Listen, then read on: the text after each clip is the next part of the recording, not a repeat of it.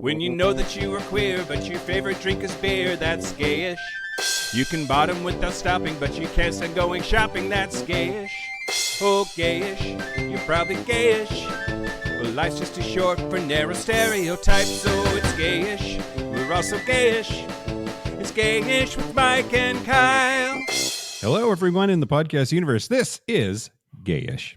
The podcast that's podcasting at levels we've never seen before. Oh my God, fuck that guy. Just, is this because of what I said on Facebook? Yeah, it is. Oh my God, fuck. Well, I'll bitch about that in a second. I'm Mike Johnson. I'm Kyle Getz. We're here to bridge the gap between sexuality and actuality. And today, we're going to talk about interior design. Yeah, you don't sound too excited about that. Well, as we'll discuss at length, I'm sure. I am bad. Yeah. At it. So, that's kind of the episode in a nutshell, right? Yeah. Episode over. This has been gayish. Yeah. No, me too. But I'm excited to talk to you about some of the facts, figures, quotes, and, you know, the whole rigmarole. Yeah. Yeah, absolutely. Okay. So here's the thing. Yeah. Kyle's thing that he just said. I went on this rant on Facebook because I firmly believe every time that motherfucker says at levels never seen before, you know which motherfucker I mean, right? Mm-hmm. Yeah. It's just like he just has the short-term memory of an ant. And at levels is units of measurement he doesn't understand. Never, as far as he knows, seen before by him. And I hate him. I hate him so much. It's just one of his phrases that means fucking nothing, because like it's when he doesn't know anything about what he's talking about and just wants to say something's good. That's just one of his go-to phrases. Yeah. Or bad. Or bad. Anyway, yeah. Welcome back, Mike. Oh, thanks. Yeah. How you doing? Good. Yeah. How was you were gone in Japan for 2 weeks. Oh my God. I Japanned so hard. Yeah. Did you? Yeah, we did. We Japanned really hard. Are you fluent? No. No. That's like the hardest language in all of languagedom, in my opinion. Like none of it is related to like anything that you can like relate it to, except sometimes, and it sounds racist, but it's true. You can just say the English word with a Japanese accent and like about half the time they'll get it. They'll understand. Oh, gotcha. Yeah. Did you have a good time? It was great. Yes. I'm very glad to be home. I think that's a little bit too long of a trip, but we saw lots of awesome things. It was wonderful. The food was fantastic. It was good people. It was amazing. Great. I'm glad you had a good time. And I'm also glad that you're back. I'm glad we do our normal shtick this week. Thanks for holding down the ship while I was gone, kids. Yeah. Yeah. Derek did a great job. He was okay. He did okay. Sarah was amazing as usual. Yeah, she was great. Yeah. Okay. I'm back. We did that. We did that part. We talked about that. Okay. Check. What do we do? How do we do this? At some point, you got to lead us out of this. Okay, great. Well, so before we talk about interior designing, feedback. God damn it, Kyle. Do you have feedback? Well, I have feedback. I was going to say that alert listener Mike Johnson, who is the good Mike Johnson, has first feedback. Yes, good episodes. Two good episodes of Gayish happened without me, and I'm not gonna worry about my value to the organization as a result of that. Number two, if it is within our power to have a good Mike Johnson, bad Mike Johnson celebrity death match, I will 100% sign up to kick that motherfucker's ass. So we have one side agreeing. Why hasn't the other side agreed yet? That's what the media really wants to know. Right. People are saying, why is he ashamed? Is he embarrassed? What's going on with other Mike Johnson? Why hasn't he agreed yet? Yeah. Fuck that guy. Okay. Someone knows his people. Get the message to his people. Yes. Get on that. Get on that, listeners. People. Yeah. Yeah, that's all. Okay. Oh, an update also. Yeah. So in my absence, Donald Trump got elected and is now like appointing people or whatever, and he invented a whole like new department of whatever the fuck and puts like his billionaire bullshit asshole friends in charge. So Elon Musk officially nominated to the Dickbag Fuckface Assholes Award. Yeah, that's a good one. So nominations are now closed unless you have anybody to add, Kyle. Ooh, can I do that guy that gave too me late? my... It's over. Oh, No. What? Who? I was going to say the guy that gave me my coffee the other day because he was kind of rude about it. Oh, really? Yeah, Jeremy. I don't know. Okay, well. No. Okay. No. I don't have anyone to add. Okay, well then nominations are closed, and unlike last year, I'm not going to let people add their own on Facebook. But if you go to facebook.com/groups/gayish podcast, there will be a poll posted to the top where everybody can vote on 2024's Dickbag Fuckface Asshole of the Year. The nominees are I'm not going to read this list. I forget who all of these assholes are. So, but it's there's some good ones. There's some good ones on here, including both Mike Johnson's. No, that was last year. How many people are on the list? 20. Nope, 21 now because Jeremy. 20. No, take Jeremy off. That was a joke. Oh, all right. Well, okay. But Donald Trump is on there twice, and Derek put the note, not a typo. You asked me to add him twice. Perfect. That's great. So go to our groups so that you can see all the nominees and vote on your favorite. Last year, Ron DeSantis won, so we have a history of awarding it to really big assholes. So I hope this year is no different. Yeah, do it. Okay. Is this where we do 100 words? I think it is. Yes, this is where we do 100 words. Mike, you were gone for 2 weeks. We've been doing this for 7 years. You have no excuses. God, well, okay. Okay. You're right. Yep. I'll get it together. Okay. Yeah. This is your notice to get your shit together. Okay. My shit's together. At a certain level of Shit's so together. Shit is so together. A certain level of Patreon, if you send in 100 words, I will say them.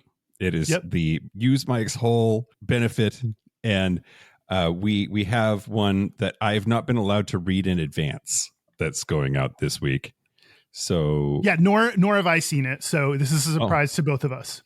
Great. A secret 100 words. Here we go. Dear Kyle and Mike, hi. We thought it would be best to let both of you know, but especially for you, Kyle, once upon a time you said your bussy was tired from birthing our relationship. Rest assured. I'm funny. Rest assured you can be a proud mother. After becoming the first relationship to stem from this podcast, we officially announced that we are now going to be the first married couple. At the beginning of 2025, we were off to LA for an unexpected courthouse wedding. With the unknown political climate, we wanted to make sure that we had a chance to do what we wanted to do, though a bit earlier than what we expected. We are happy to be able to share the news. Sometime in the future, we will have a full ceremony with friends and family so that all can celebrate with us.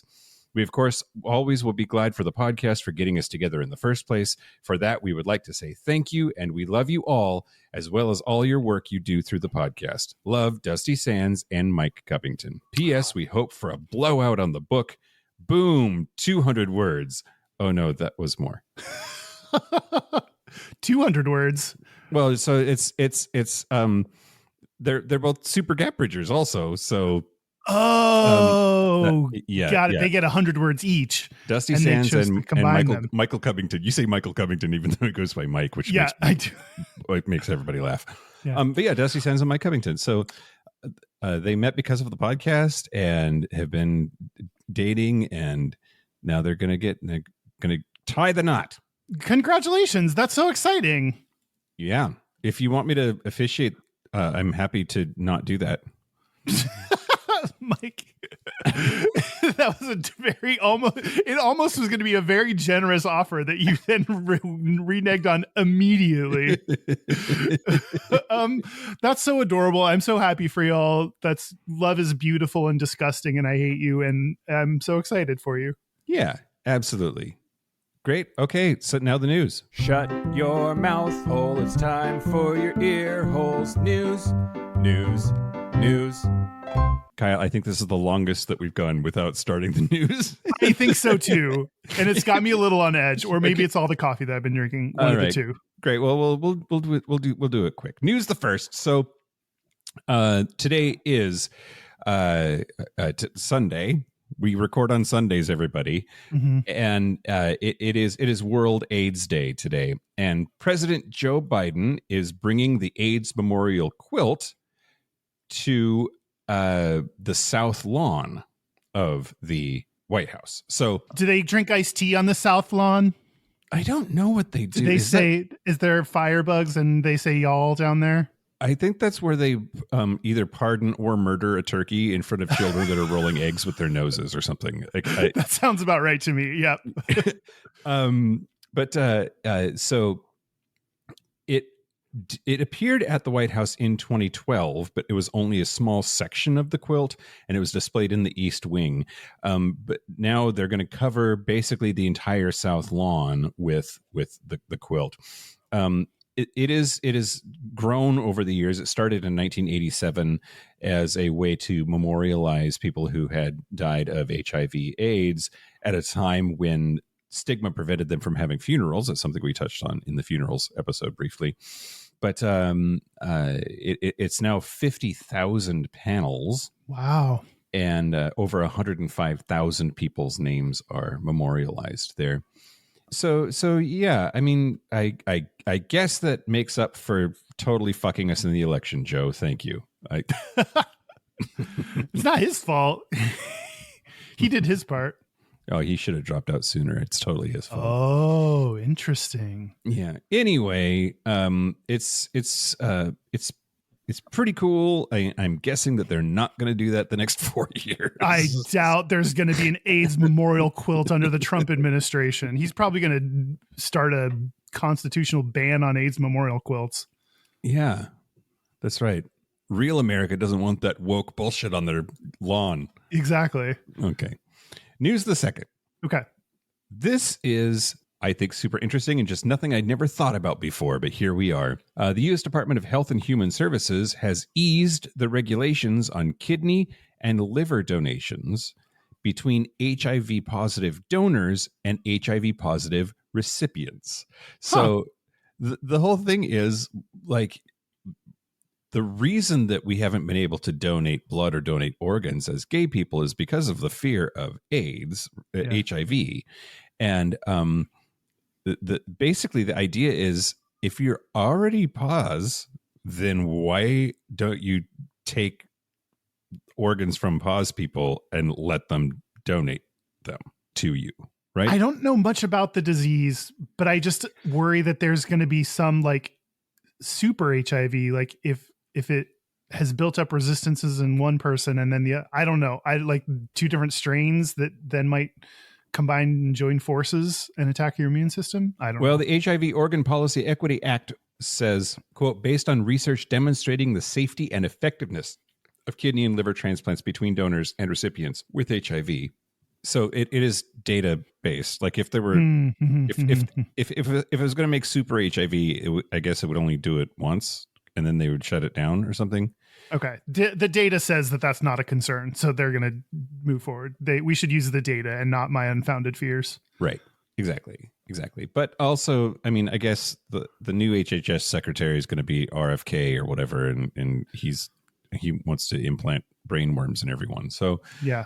We'll see what happens. But I do assuming that the rule holds, and it should, because it is it comes out of a law passed by Congress. Anyway, it's just for now. It's for now. Everything is for now. Everything is temporary. Life is fleeting. We're just a drop in the bucket of the world. Well, news the third. This is not news the last. This is not. This is nothing temporary because it's about a dead person. Peggy Caserta, who is just an interesting chick. She has died at the age of 84. She is the creator of bell-bottom jeans. Wow. Apparently was in some kind of bisexual three-way relationship with Janis Joplin. Oh. And a lesbian. So she's She died last Thursday at her home, a cabin on the Tillamook River in Oregon, due to natural causes. She was born in 1940 in Louisiana, worked as a New York City-based flight attendant for a while before moving to San Francisco in the mid-'60s.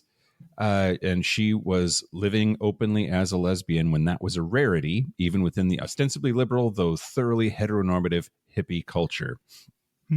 She apparently dressed the Grateful Dead and other musicians and created what came to be known as bell-bottom jeans.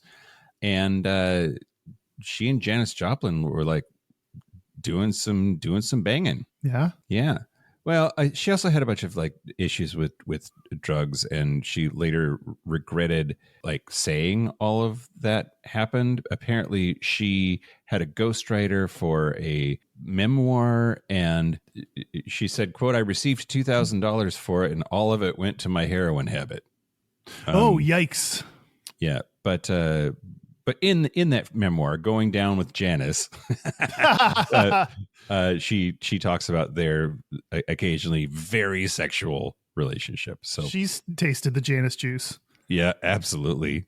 Yeah. And I can't get over wondering in 30 Rock when they made her not say her name or use her songs. Jamie Jimplin or whatever. Yeah, Jackie Jim Chorp. Yeah, Jackie Jorm Chomp. Dude, but maybe we shouldn't say her name. I don't know. I just want somebody to sue us, Kyle. No one cares enough to sue us. I know. 2025 goals. That's our project, 2025. And that's the news. Speaking of people who are not going to sue us, they instead support us monetarily. I want to thank our new Patreon members. Great. I want to thank, oh God, I pasted this onto my paper and then forgot about it. Friskakti. Oh no, Kyle. There's 3 consonants that don't belong together. Friskakti, so it's a Polish name. Probably. PT Wilson nailed that one. Thanks, PT. And Zach Bidwell. Bidwell sounds like a brand of toilet. Oh my God, I know that bitch. Oh, hi, Zach. I don't know if I should ask him if it's anyway. He cuts my hair. Oh, homosexually? Now, do I have to keep tipping him, right? Yeah, you should do it more now. Wait, the money just goes around in a circle. Money is a flat circle. Thank you to all of our Patreon members. If you want to support the show, if you want to use Mike's hole and send in 100 words, you can do that. You can get ad-free episodes a day early. You can get bonus segments and episodes. You can go to patreon.com/Gayish podcast. Do it. Do you want to talk about interior decorators? Yeah, let's talk about interior decorating. Are we good about decorators or decorating?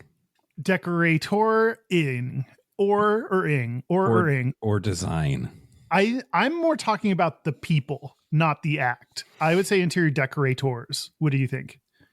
Yeah, okay.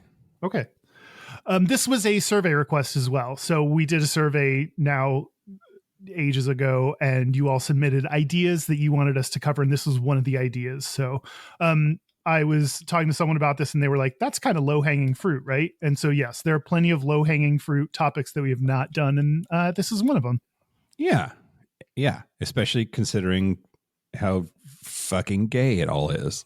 It's so gay, and so that's we're going to talk about how gay this profession is and why that is, and our experience with it. Well, I'm going to talk to you about the history of interior decorators, Kyle. How exciting! And I know you're surprised. we had our guests have to come on, and they knew that they had to do the history. It's a staple now. It's just has to happen. Great. Okay, so we do need to sort of talk a little bit about what it all means, right? Like in interior design, interior decoration, because like cave people like painted the inside of their cave with like stick figures of cattle roaming around, and does that count? Do you think that counts? I'm going to go no. Painting on a Okay. cave wall does not count as interior decorating. So at some point we go from that to Martha fucking Stewart, and there's a line. There's just two big histories of life. It's cave paintings and Martha Stewart. Great. I mean, the Egyptians, the Greeks, and the Romans all had styles of interior decoration or design that were just part of their culture. I think I just got back from Japan. The Japanese have a style that is very distinctive and prevalent throughout their society, but those aren't really what we think of as interior decorating either, right? Right. It's more of a like every culture has a vibe, and that ends up being part of the way that they live. Instead of, we haven't gotten to Martha Stewart yet, you know. Right. So right. The Dark Ages, same thing. Like basically, people lived in huts and like farmed mud or whatever the fuck, and there wasn't really any extra decoration. Where this is going, though, Kyle, is design really started with architecture. So it was less about like how you adorn your buildings, like the things that you put in them or the look and arrangement of things. And it was more about the building itself. The structure itself was where like making interesting choices and doing interesting things sort of got rolling. And including one of the people that I'm going to talk about, he's sort of on the cusp of, are you an architect or are you a interior decorator, interior designer? But where all of this is going is, you know who it was, right? You know who started the whole thing? No, I have no idea. The Victorians. It's always the fucking Victorians, Kyle. Oh, yeah, that makes sense now that you say it. Yep. So at some point, interior decoration and interior design becomes possible for the masses beyond just like the royalty or the ruling class of whatever society it is, when there is extra time and money to do so, and the availability of goods with which to do it. And all of that happens in the Industrial Revolution and leads to the Victorians as being sort of this first mass market, consumer-based, keeping up with the Joneses, having your place decorated in a lavish or at least cohesive fashion. So the Victorians are where all of our gay shit comes from. All of our gay shit comes from the Victorians. Yeah. And arguably, it's the Victorians that give us the profession of interior decorator. I'm going to talk about the super lesbian interior decorator who was from the Victorian era as well a little bit later. But before we leave this section, both Derek and one of my fraternity brothers would be really, really upset if we didn't talk about Designing Women. Okay. The television show. I've never seen it. In like the gay history of interior decorating or interior design, we just have to talk about Designing Women. So like Designing Women, the reason all of them were together is because they were running a design firm, an interior design firm called Sugar Baker and Associates. And gay men fucking love that show. Like not quite as much as Golden Girls, but pretty goddamn close. It almost has that status because I've never seen it before in my life and I know what it is. Yeah. I think I've seen like a few episodes while they were on in my childhood, but but yeah, it was on the air from 1986 to 1993, 7 seasons, 163 episodes, and it centered on the lives of 4 women and 1 dude, gay, working together at an interior design firm in Atlanta, Georgia, called Sugar Baker and Associates. And I can't help but wonder, like, I'm sure that interior design and interior decoration had associations with homosexuality before that show was on TV. It just, it had to have. But there is this very common progression that we have seen, that we've talked about on the show 100 times, of first things get associated with women and femininity, and then they get associated with any man that approaches that arena. Yeah. And I just can't help but wonder if that show is actually the confluence of all of those factors coming together. It would make sense if that was already a stereotype, and then this show helps cement it in the public consciousness of any dude in there is gay. Yep. Yeah. Yeah. For sure. Anyway, there, we did it. Due diligence. We talked about it. We can move on. Well, before I talk about my Gayda, Okay. something I'm going to talk about, I got information on interior designers because that's what I could find the most Gayda on. And do you know the difference between an interior decorator and an interior designer? Just that an interior decorator is probably from the United States. Oh, no, I didn't get that. That Americans almost exclusively use interior decorator as like a profession name, title. Is that true? Everywhere else it's interior designer, especially in the UK. According to what Google says when I search for it, interior design is the art and science of understanding people's behavior to create functional spaces within a building. That sounds like some feng shui Marie Kondo bullshit. Well, but I think interior decorating is more the feng shui. Interior decorating is the furnishing or adorning of a space with decorative elements to achieve an aesthetic. Interior designers may decorate, but decorators do not design. And on That's Reddit, hurtful. on Reddit, it said because of the complexity of the role, interior designers are generally expected to achieve a higher level of education than interior decorators. And interior decorators don't require any formal training or licensure. Anyone can say, I'm an interior decorator. Okay. So I believe that interior designers and decorators would have opinions about which one they are called. And it sounds like interior designers is the more formal, includes elements of, like it's in the name of design of space as well, and may require higher education. Well, should we really do 2 episodes, Kyle? One on each of them? We can't. There's not that much to talk about. This It ship would be has the same sailed. episode. Yeah. Fucking deal with it, everybody. Yeah. It's the same episode.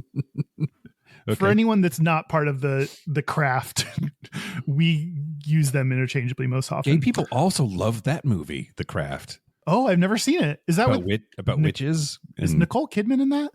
I don't believe so. No, Derek says no. Okay. Okay, cool. She's just in everything. Zippia, a website that I found. Right. and has no more laurels other than it is a website I found. Yeah. It has a bunch of data on interior designers, and to give a little bit more credence to this data, here's what they say. Zippia estimates interior designer demographics and statistics in the United States by using a database of 30 million profiles. That's a lot. Our interior designer estimates are verified against BLS, I don't know what that is, census, and current job opening data for accuracy. Zippia's data science team found the following key facts about interior designers after extensive research and analysis. So basically, they're like, we're legit. I do think that you can like make yourself sound legit by just throwing in an acronym. We compare it against BLS. Yeah, whatever exactly. The fuck that is. Yeah. Gayish podcast is highly rated by the VRL and the ITC. Yeah. There are over 43,000 interior designers employed in the United States. And what percentage are LGBT, Mike? 30. No, 22.51%. Still way higher than you would think. Like LGBT is like 10-ish%, some little high, a little low, depends, and a lot of that's because the B is not big enough. We don't notice bisexual people. Bisexual people, we see you, but society doesn't. Anyway, so you would think then that if you just took any sample of a job in occupation, that it would be that percentage, unless it's gayer. Mm-hmm. Yep. And this was more. So, this was more. This was more than twice that. Yeah. That's how math works, everybody. That is how I did. I may not be great at math, but I can double 10. Yeah. So when you look at estimates of the United States, it always says Gen Z is like the gayest cohort of, generations, and they're at like 25%. So interior designing is as gay as Gen Z. Great. There are 79. Who, as far as I can tell, are not very good at interior decorating. But Is that based on your sample size of one? Are you calling out your boyfriend? No. Oh, Is he Gen Z? I don't know. Is he Gen Z? I don't know. I don't think he owns it.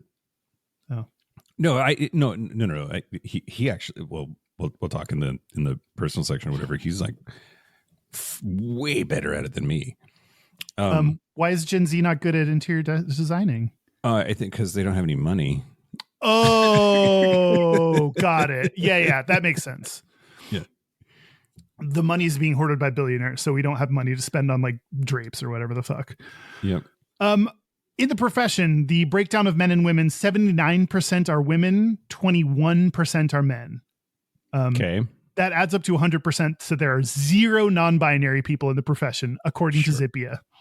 Sure. Thanks, Zippia. Okay. So this is maybe an extension of what I was talking about before, of like it's associated with femininity, and therefore the gays either flock to it or are also associated with it, or it's hard to know, like chicken and egg, which is the thing. But yeah. Is it because there are so many women that gays feel comfortable working because it's a less toxically masculine environment?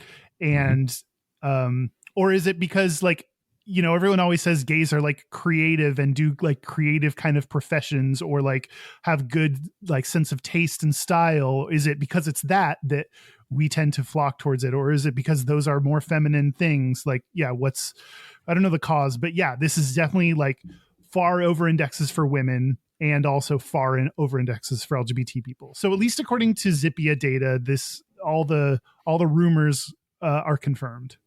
Great. Just some other little facts. The average age is 42. That's interesting.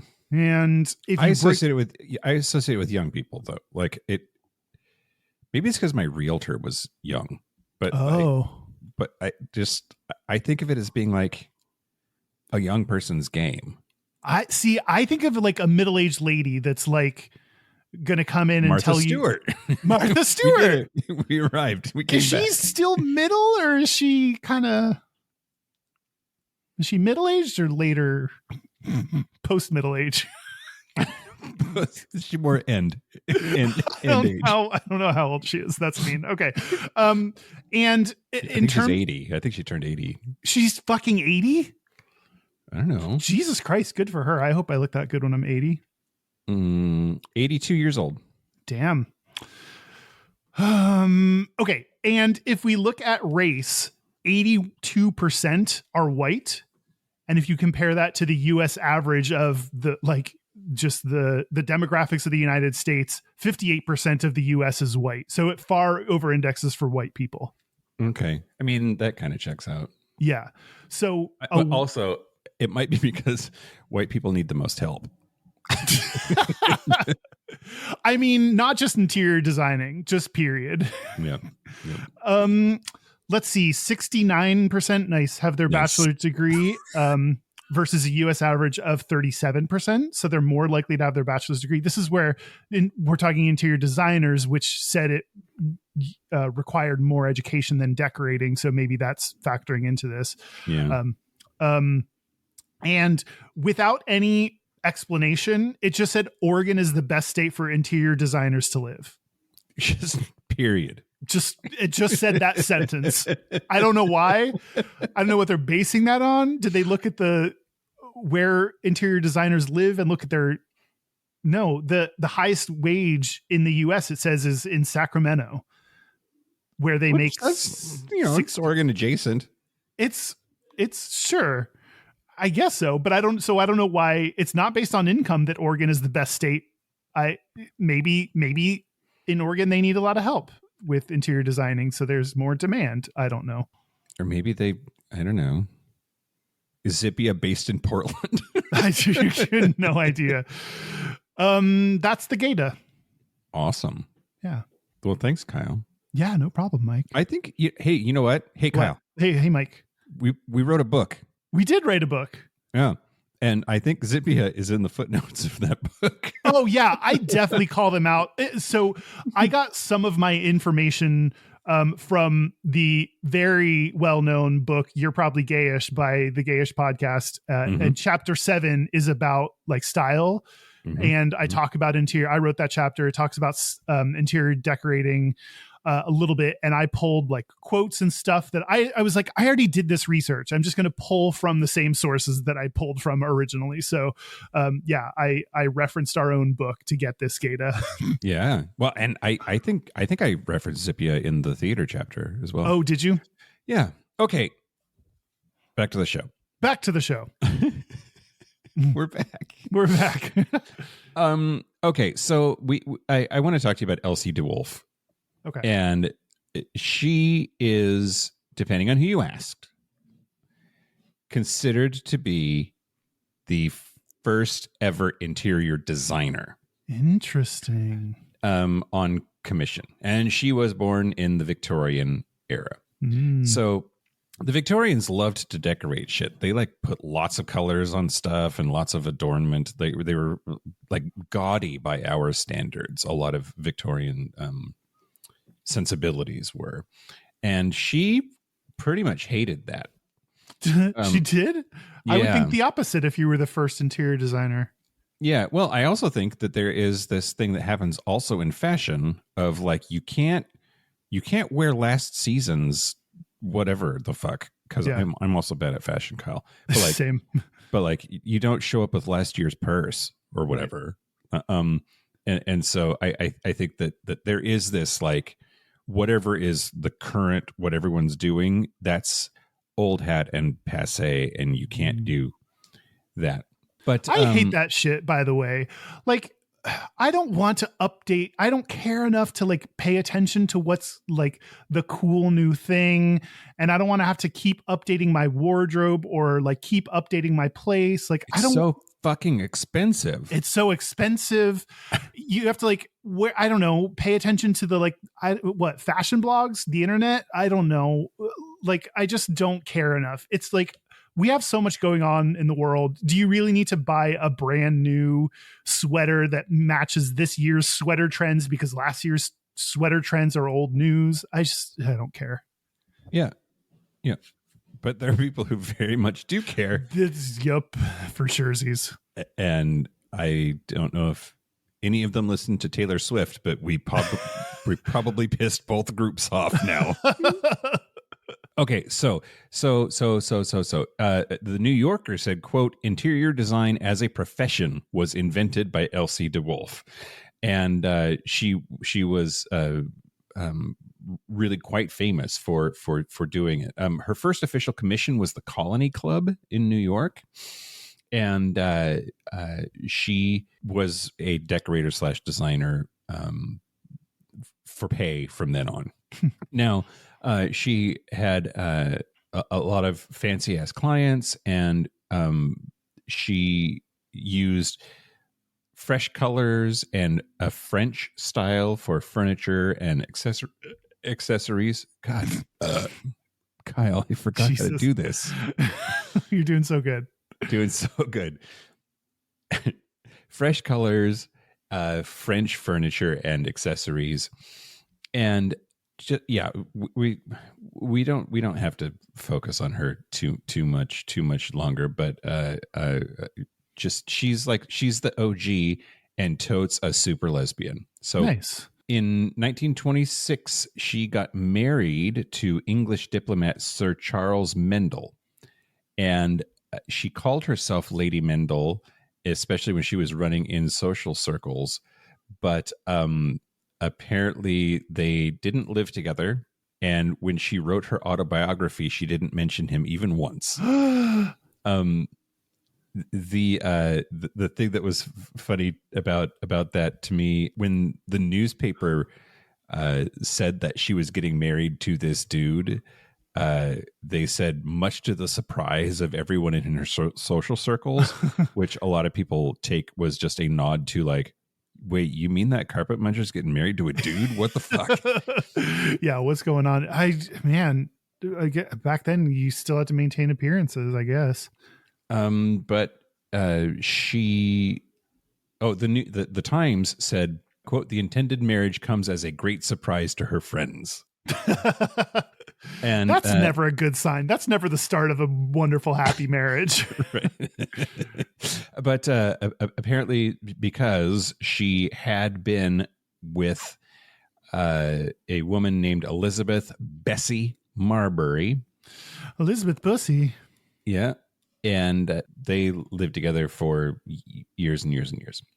So her partner, her lady friend, Bessie, was one of the first female theater agents and one of the first female Broadway producers, which is still a very male-dominated place. Yeah. Her clients included Oscar Wilde and George Bernard Shaw, gay. Yeah. And yeah. Anyway, so do you know the song "Anything Goes" by Cole Porter? Nope. Okay. Well, Lady Mendel is a lyric in that song, and that refers to Elsie de Wolfe. Anyway, I don't know how many things are super gay that actually like have such a prominent lesbian involved. Usually that's some other thing. I just thought it was interesting that like she gets credit for basically inventing the thing and was totes a lesbo. Yeah, it's interesting because like lesbians are associated, like the lesbian stereotypes are typically the masculine things, the straight dude things. So to have something be both a gay male stereotype and started by a lesbian kind of seems like two opposite things. Yep, exactly. This is from the Wikipedia article. There's a section on exercise. Quote, her morning exercises were famous. In her memoir, de Wolfe wrote that her daily regimen at age 70 included yoga, standing on her head, and walking on her hands. Wow, I can't do that at current age. And I mean, either. That's impressive. Good work. What a weird fact to include in Wikipedia. Yeah. Yep. Anyway, that's Elsie de Wolfe. What do you got? I'm going to bring some articles and quotes that I found online about gay men's perspective on this stereotype. Oh, wait, hold on. Oh, okay. And for Patreon, I just talked about Elsie de Wolfe. You're going to talk about other women in interior design. More the concept, not specific women, but yes, women in interior design. Oh, yeah. Got it. Okay. Yeah. See, I'm sorry I misunderstood what you were going to tell me so I could tease it better. Nah, that's fine. We got there eventually. Great. Excellent. Yeah. Okay. Okay. So the first article that I'm going to read, I basically grabbed some quotes that I really liked from articles that I read. The first article is the 2017 stuff.co.nz article by Lee Suckling, which, sorry, Lee, you were born with such a gay name. Suckling? Suck what? Yeah. The title of it is Not All Gay Men Are Interior Experts. A couple quotes that I have. First, gay men are so well known for their taste, retailers are even capitalizing on it. If you are so inclined, for example, you can buy furnishings and homewares actually owned by gay men at the website previously owned by a gayman.com. What? Yeah. So apparently it doesn't I'm going work. there now. No, it doesn't work. What? It doesn't work. Sorry. I tried to go to this website. It's not there. But so apparently at one point, this was a thing that you could go and buy stuff previously owned by a gay man at previously-owned-by-a-gayman.com. Mm-hmm. Yeah. Sorry to burst your bubble, but yeah. I opened up a browser and it says Uranus is weirder than we thought. Great. A little pointed. Yeah. So gay men are so well known for having good taste that someone may seek out something that was owned by a gay man because it has our stink of good, good taste on it, which is wild. It must be good. Yeah. And we talked about the, women, anything that is associated with women then is associated with men. And so in the same vein, quote, homes and gardens are seen as the domain of the female. Our patriarchal culture treats women as less than men in general. By characterizing gay males into having feminine interests like interior design, society puts them on a lower tier in terms of status and value, just like it does women. Yeah. Yep. Do you agree Well, with there's that? also, I think, I mean, I don't agree with it personally, but like I agree that that is a thing that happens. That society does that. Yeah, exactly. Yeah. Exactly. I had this thought about how like hunters and gatherers, how men are supposed to be the hunters and women are supposed to be the gatherers, and that's like the gardening thing. But also that got me thinking about nesting. There's this like actually both bullshit, like sociological, anthropological belief that because women are the caretakers of the children, they're the ones that do the nesting, they're the ones that take care of the home, and therefore what the place looks like and how it functions is their domain. And I think that same bullshit is used against gay men as an argument of why they shouldn't be allowed to raise children. Every child deserves a mother. That horseshit comes from the same sort of thinking. But the associations are definitely there. Yeah. And I think that those waters run deep in the culture. Yeah, for sure. The next article I have is a 2016 article on independent.co.uk by Adam Lusher. The title is Stereotyping Gay Men as Stylish and Witty Prevents People from Seeing Them as Proper Individuals. And he talked to Ashley Brooks, a psychology researcher at Anglia Ruskin University. And Ashley says, quote, these overly positive attitudes, which you see a lot in the media, that gay men are particularly fashion conscious and witty and a women's gay best friend, can be extremely pressurizing. It can be particularly harmful for young people, adolescents who are less secure in their identity, who might feel they have to live up to the stereotype. And because these attitudes appear positive, they gain widespread acceptance and remain unchallenged, despite their potential to cause long-term damage. And I think it's so true that because a stereotype is positive, we tend to embrace it. Like, we know that negative stereotypes are bad. Like, don't negatively stereotype someone. But when it's a positive thing, then we think it's good, and therefore it's okay to perpetuate that, even though it still can be shitty for people. Yep. What if you're an Asian that's bad at math? What if you're a black guy that doesn't have a giant penis? What, like these things that are quote unquote positive stereotypes of groups that aren't universal and might not even be true as an average, then become a deep source of insecurity and shame for people that are in that group that don't fit what's expected. Yeah. And I think the title is true that then you start to see them as, like, rather than the individual that has their individual tastes, needs, wants, desires, goals, life, etc. You see them as a caricature of who they are. And I played into this. I know that when I first came out, it's not that all of a sudden I was my authentic self. I came out and I was like, cool, now I am who I am. And I'm Kyle. And I'm like, I had built up these years of pretending to be who other people wanted me to be.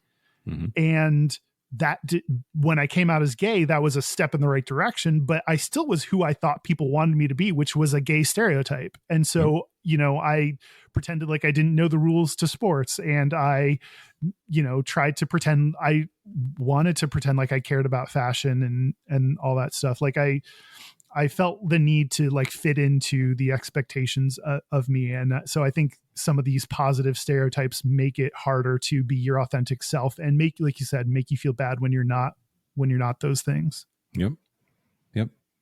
The novelist and cultural commentator Paul Burston is also quoted in this article. He says, quote, the assumption that gay men have the monopoly on being stylish and witty is terribly unfair to straight men. Some gay men are very, very boring and very badly dressed. Yes.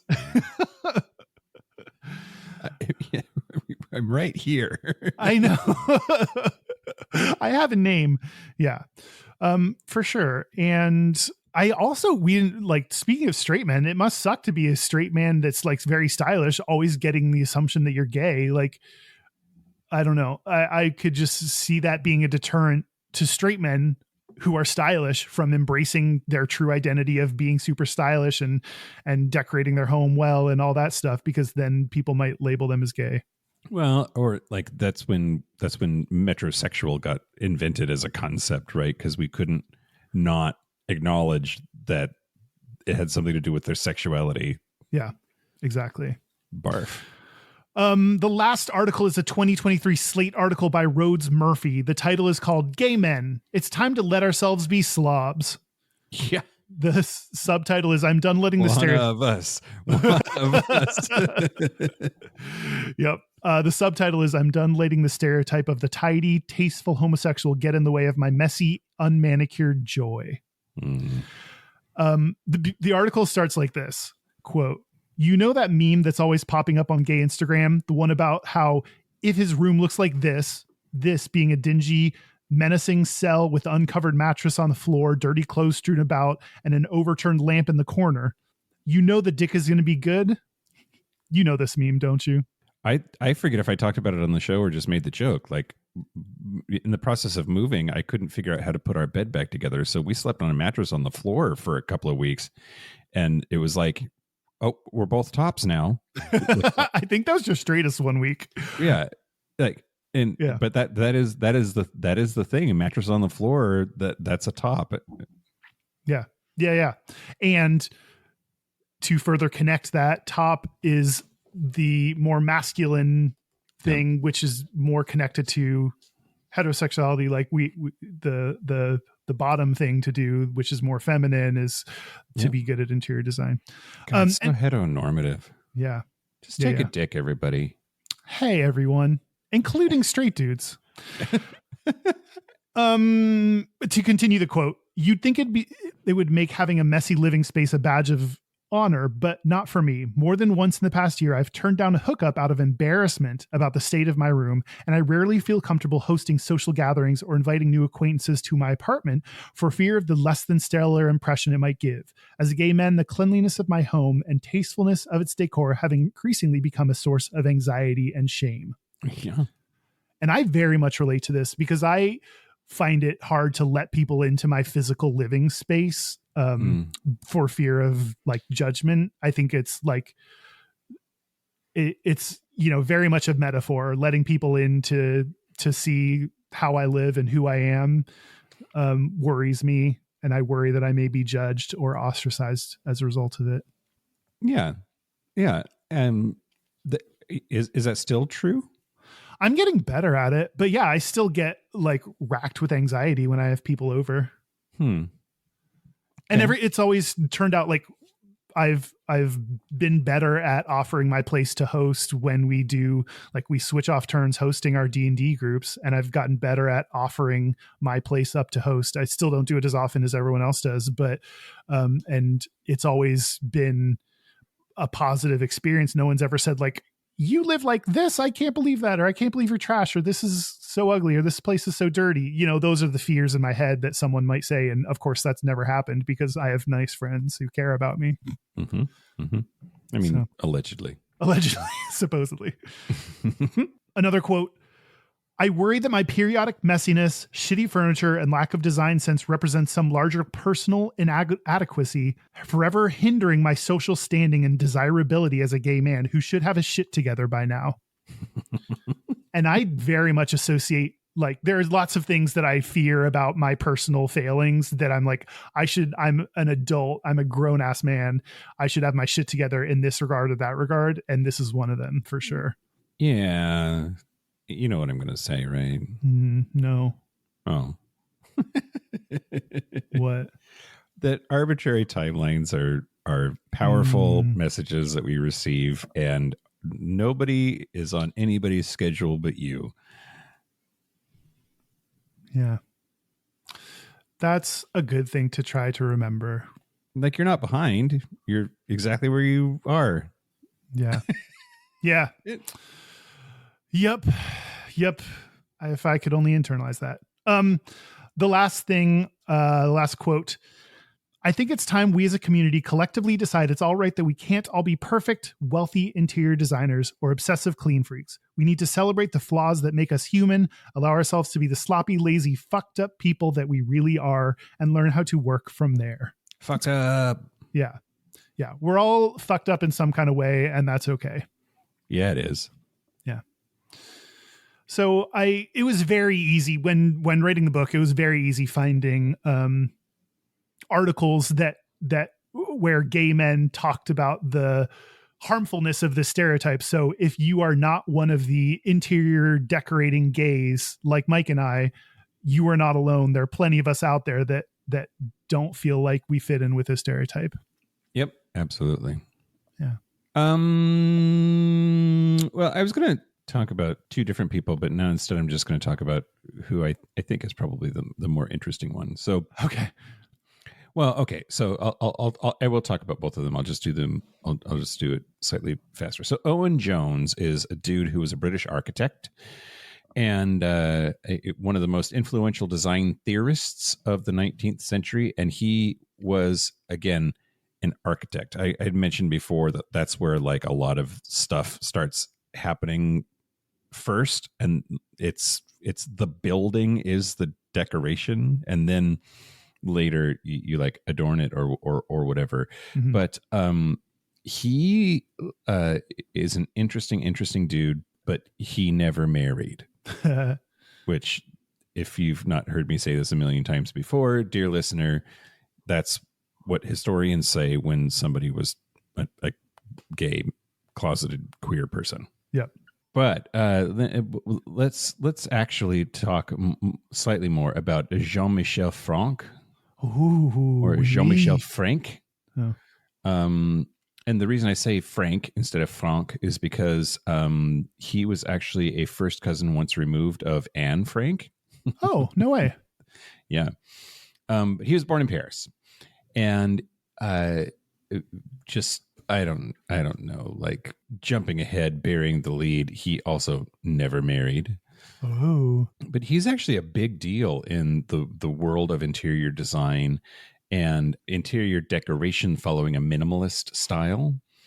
And he also liked exotic patterns, specifically in veneers, including snake and shark skin. So he liked to use like wallpapers and upholstery that had these like patterns on it and was part of the Art Deco movement.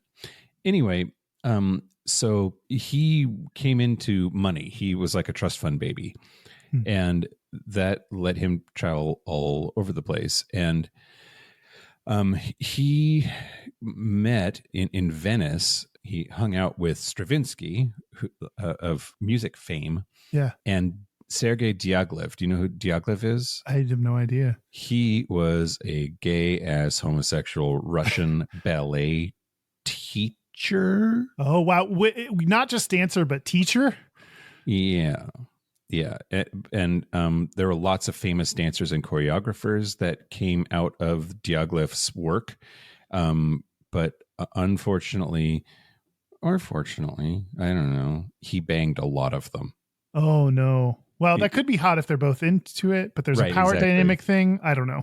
Exactly. But like he would fuck dudes and then make them famous. And did that for a really long time. Anyway, Diaghilev is an interesting cat. Anyway, so Jean-Michel hung out with them, but he worked with Adolphe Chenot, who was a decorator, and they put together this whole like school of thought around decoration and did apartments in Paris for a bunch of important people. Then he was a teacher at the Paris Atelier, a satellite school of Parsons School of Design, where he developed the famous Parsons table, which the table in my dining room looks like a Parsons table almost. It's a very square design that you would recognize. Anyway, there's no like, oh, he was for sure banging this person or that person. Not confirmed gay. Right, not confirmed gay, but he moved to Buenos Aires, Argentina in 1940. And he, right when World War II was about to get started, and he moved there to be with Ignacio Pirovano, who was a guy that he'd hung out with before. They were friends. They were business associates. They'd worked on projects together. And but he had his own private apartment in Buenos Aires on the top floor of the company, of which he was the artistic director in Argentina. But there were some like eyebrows raised about like his relationship with Ignacio.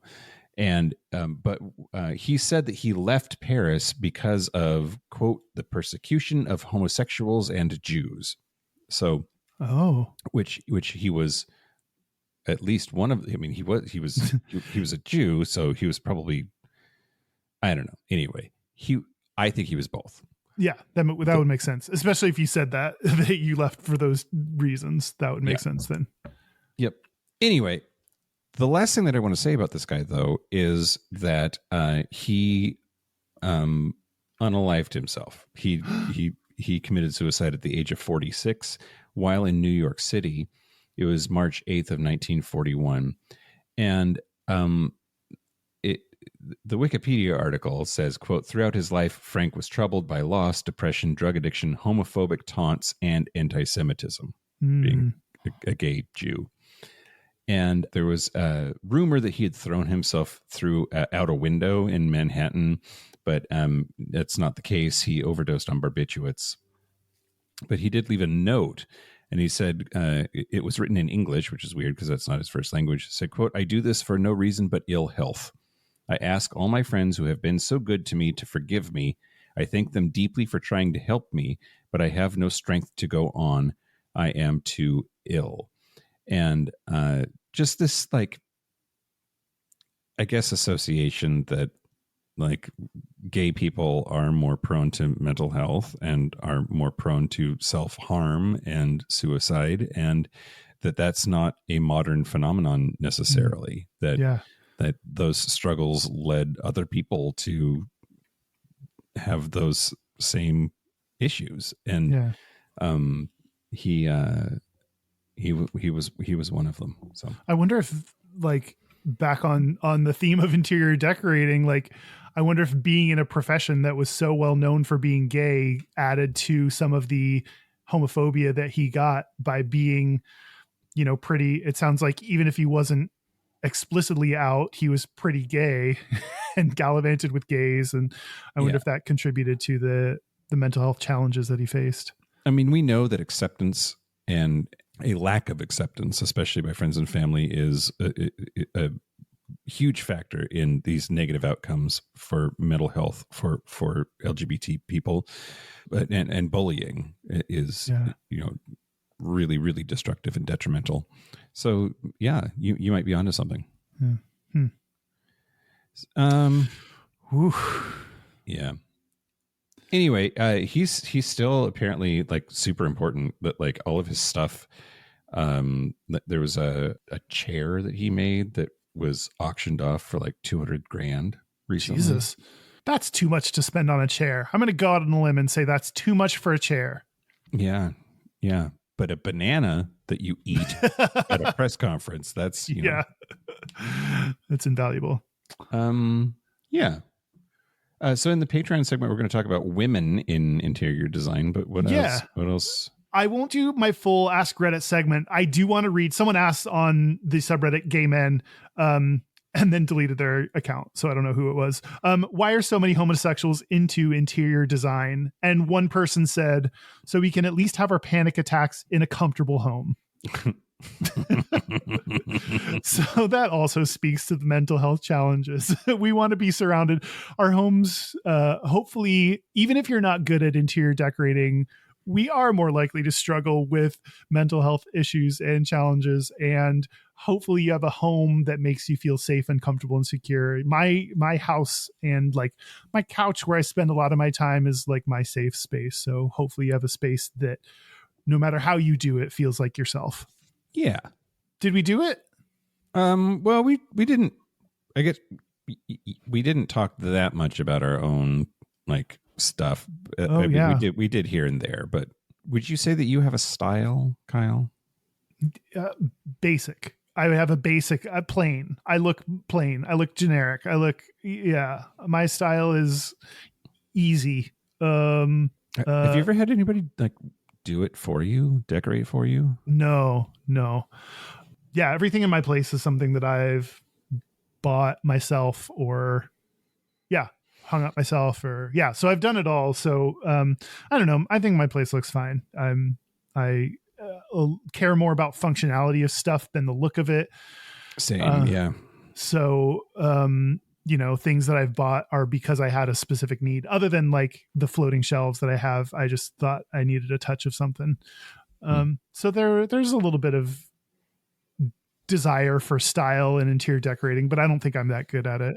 What about you? Do you think you have a style? No, You bought a don't. new home. You have to do all of it. You have to decorate the whole thing. Well, sure. And there's boxes and boxes of my shit from before to go through and figure out what goes where and whether to like it there, move it somewhere else.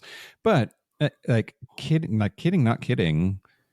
I mostly just make other people do things for me. Yeah. Like roommates, spouses, like other people who have better sensibilities about these things do them. And that's already happening with boyfriend. Like he has a really good eye for stuff and a good thought about how it should look, and then can actually go and make it happen. And I'm very grateful for that, because in the absence of that, I don't know, it would just be function over form.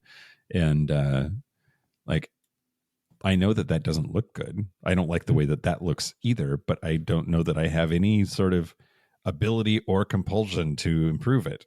Yeah.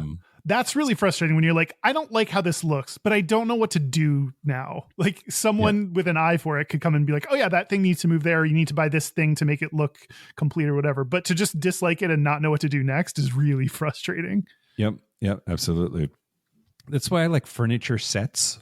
That I've when I have had to do things on my own, it's been like, just buy the 7-piece bedroom set that'll fill up 60% of the room, and then who cares after that? Yeah. Because it all it's all going to match because it's a set. Yeah. That's easy. That's a shortcut for sure. Or just go to IKEA and find one of the rooms that you like and just buy everything there. Oh, just buy the room. Yep. I guess we did it. Okay. Interior design, interior decoration. It's hard. I hate it. It's stupid. I wish I was better at it. Yeah. And so I think it's stupid, not because it's actually stupid, but because I'm jealous because I can't do it. Oh, we didn't talk about the jealousy at all, but yeah, I definitely feel like compare myself to other people and feel inadequate because of that. So yeah. But is it gay? Absolutely. There's there was no surprises in this episode about whether it was gay or not. We kind of knew it was and confirmed it was. We just learned a little bit more about why and how it makes us feel. Yeah. Great. Should we take a break? Yeah, let's take a break. Let's take a break and look in the catalog. Break. This is the part where Mike and Kyle take a break. So are we back? We're back. We're back. We're going to do our Gayest and Straightest. We're going to do our Gayest and Straightest, but first, Wait, our web... Mike. Wait, hey, what? We didn't talk at all about the Fab Five. Oh, well, because they're gay. Yeah. I guess it all feeds into they helped perpetuate the idea that gay men need to be interior designers and also stylish and classy and fancy and all that shit. But also wasn't just only one. Wasn't it Bobby Burke on the new one, and on the old one it was that other gay? And yeah. There's one dude that does interior designing or decorating or whatever. But yeah, they all kind of perpetuated this idea that you have to be a fancy lad. That's absolutely true. Anyway, I thought we should at least mention this on this episode. Yeah, good work. Good work, Okay. Kyle. I did it. I approve. Okay. Well, fine. Local gay bar review. Ooh. Yeah. Okay, here we go. This week I'm going to talk about the Banana Room Club in Bangkok, Thailand. Oh, nice. Yeah. Here's what I wrote. This is one of the ones where I'm just going to read what I wrote in that moment. Perfect. I love boobs. What? This is not a knock on knockers.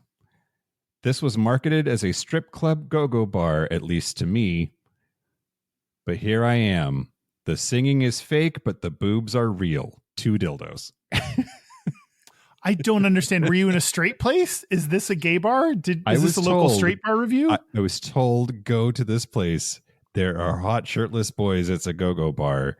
And I went in, and it was what appeared to me to be cis ladies lip syncing.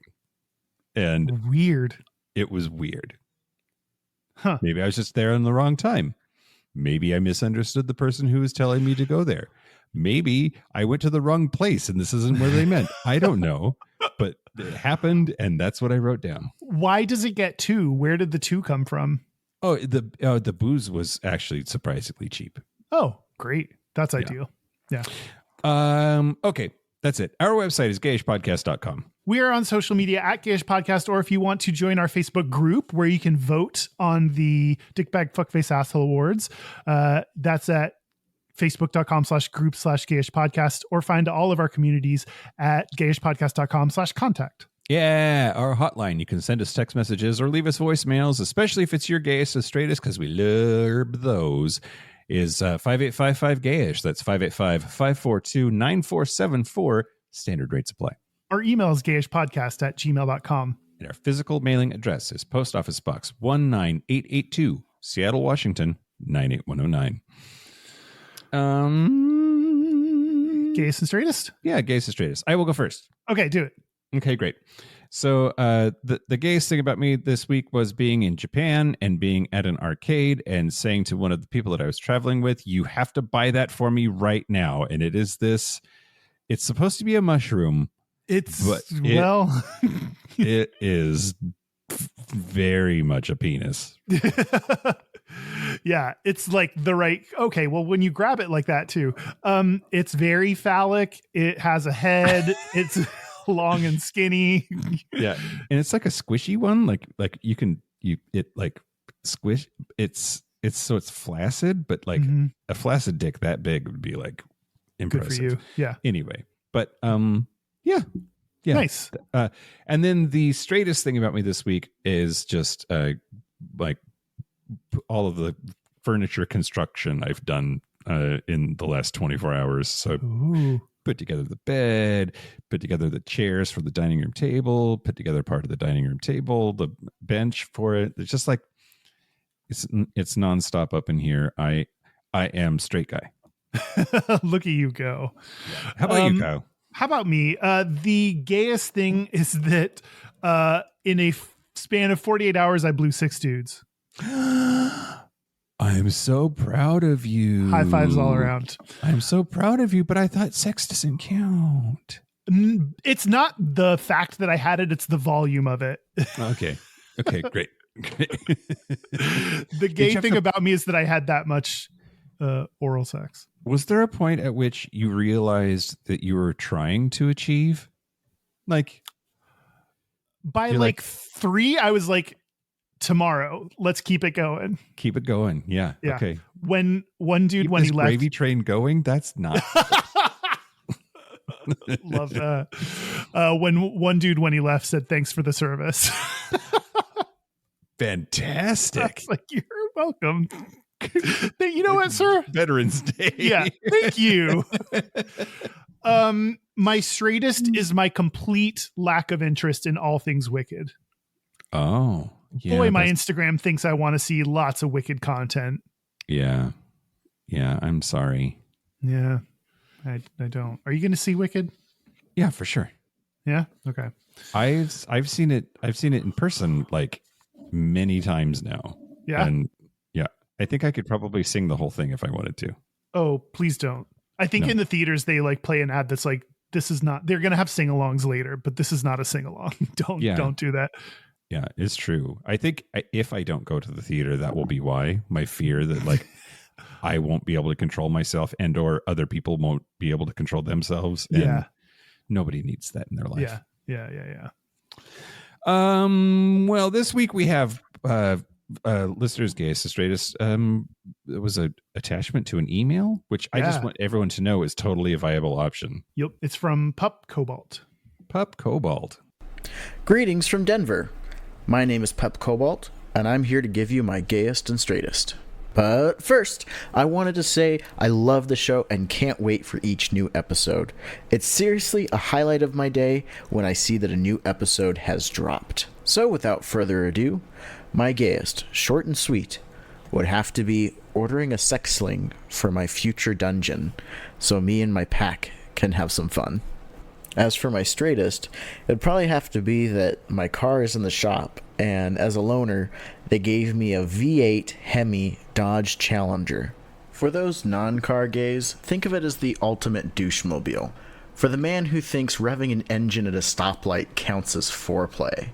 It's like the car maker said, what if we designed a brick, and then slap a V8 engine in it, and called it style? Let's not even talk about the gas mileage because, of course, Mr. I need everyone to notice me couldn't possibly drive an electric car. Anyway, enough shade. Thanks for all you do. Cobalt out. Well, Pup Cobalt, thank you for that. Yeah, thank you. Thank you I for sure Googled Dodge Challenger just to I have no idea what that looked like, and now I see it. And I did not Google it, but I have a very clear picture in my head from the description. So thank you for that. And also excited about your dungeon. That sounds fun. Having one in general is pretty gay, much less buying a sling for it. It's an aspirational dungeon too, which gotta have goals. You gotta have goals. Yeah. We did it. That's it. That's it. Thank you to all the Martha Stewarts of the world. Yeah. Thank you to the straight male interior decorators. Yeah. You are you're a rare breed and good for you. And also thank you to our super gappers. Thank you to Locomotive, Simon Srirachi. Hey. Srirachi? Sriracha's delicious. Great. I am excited for you. Kaylee Adams, Kid Oliver, Kobe Gordon, Squaggle, Pip, Andrew Bugby, William Bryant, John Crowley, Yost Osel, Jonathan Montanius, Forrest Nail, Steve Douglas, Explosive Lasagna, Michael Covington, Just Jamie, Thomas B, Dusty Sands, A. Coleman, Chris Cagitatorians, and Jerome York. Thank you for your support. Thank you for your money. And Dusty Sands and Michael Covington, congrats again. Congratulations. That's it. This has been Gayish from the Chris Cagitatorian Studios. I'm Mike Johnson. I'm Kyle Getz. Until next week, be butch, be fabulous, be you. See you next week.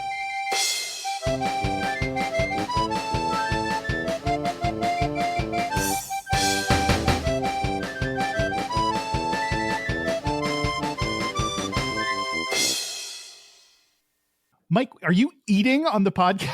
Are you eating while you're recording a podcast? I'm starving. You can't. Did you really forget how to do this? You can't do that. You have to talk with your mouth. Okay. What if what I say you needs were an talking, urgent response? Okay.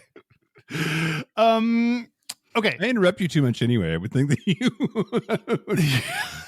finally a reprieve from that, and I just get to say my piece as long as I want. Okay. Although I do think that Derek and Sarah were less likely to intrude, so maybe I should make up for lost time. Oh, I like your intrusions. I think you give insightful and interesting commentary. That this is why we have a podcast together. Great, thanks, Kyle. Yeah, no problem. Okay, Gator. Okay. Enough nice things about Mike.